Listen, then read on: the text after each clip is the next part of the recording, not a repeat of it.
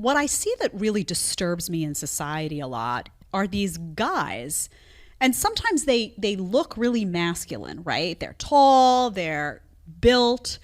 They give the illusion of this guy in control, and they walk into their own homes and they walk on eggshells 24 hours a day, 7 days a week, out of fear that they're going to upset the queen and that the queen is going to take it out on her subject, meaning him.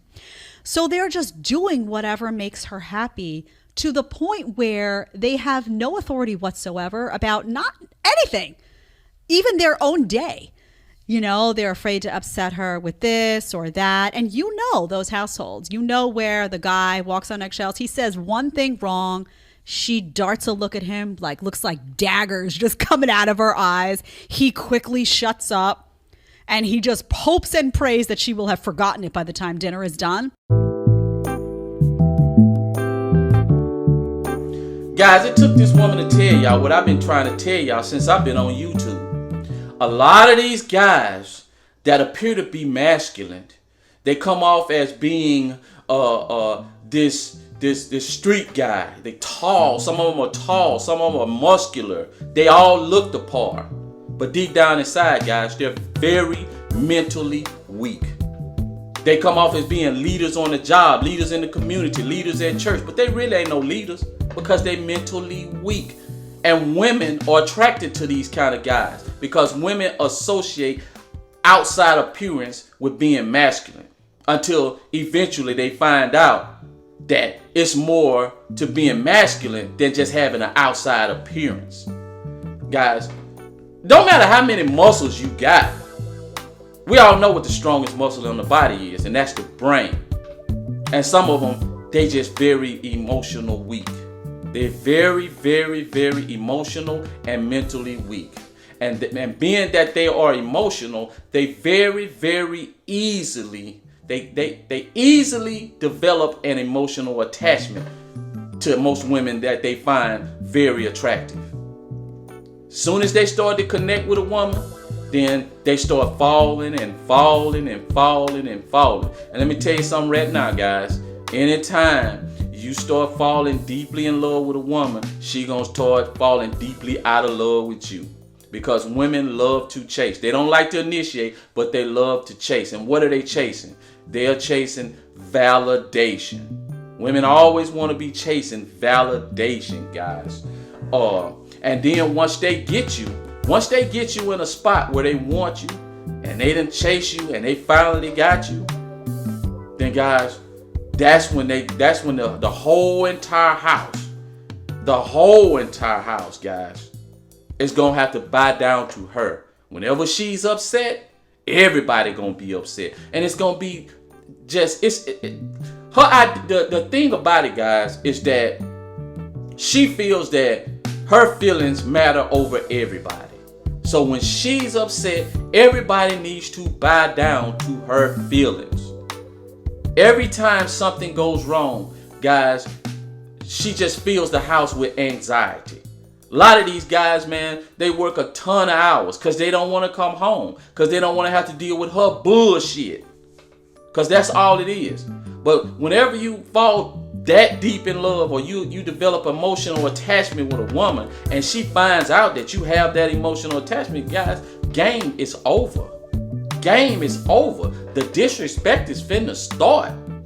The disrespect is gonna start. Ain't nothing you gonna be able to do about it. She gonna disrespect you in front of people. Now, it might not just be out and out disrespect in the beginning. It's gonna be little by little, little by little, little by little. And then once she find out you're to the point where you can't leave her, but she's to the point that she can leave you, or she can take or leave you, you're in a world of trouble. You are in a world of trouble. When a woman gets to the point where she knows that you love her, and you can take and she can take or leave you, guys, what's gonna end up happening is just like the woman said in the video. Every day when you come home, you're gonna be tiptoeing around the house. You're gonna be scared to watch television too long. You're gonna be scared to be going away from the house too long. When she's gone, you're gonna be looking at the clock. Oh, she should be here. She should be there. Waiting on her to get back home. Asking her where she been. Then the deep insecurity. Then that's when that started to show. That's when it started to show. And a lot of these guys are once they get emotional, the only way they know how to handle their emotions are through violence. They don't know how to walk away. They don't know how to say, you know what, I'm done. That's it. They don't know how to do it. So what ends up happening is those are the cases that women talk about that they're in that's abusive. Those are the situations that's abusive. And see, women like to put every time you talk to a woman, and we talk about modern day women versus old fashioned women from yesterday. They always want to go to this R word. The women used to be R word. The women used to be mentally or physically abused, cheated on. Guys, majority of the men in the old days, they didn't cheat on their women. They didn't abuse. They didn't do none of that stuff. They just did. Now we have cases that happen, of course. But it's more good guys than it is bad guys. But the narrative is women are the way they are today, this modern way of thinking, because the guys from yesteryears would abuse them, they would R-word them, and they would cheat on them. And all that's just bullshit, guys. All that's bullshit. But eventually, the disrespect will come so much from her that, guys, you're gonna end up in a marriage or a relationship that you hate the woman, but you can't leave her, and that means that you're trapped. That's what's gonna end up happening, guys. Exactly. Because that's always a bad position to be in. It's always a bad position to be in, that know that you really want to leave a woman, but the pain is just so immense when you're away from her that you just rather be mistreated inside the relationship.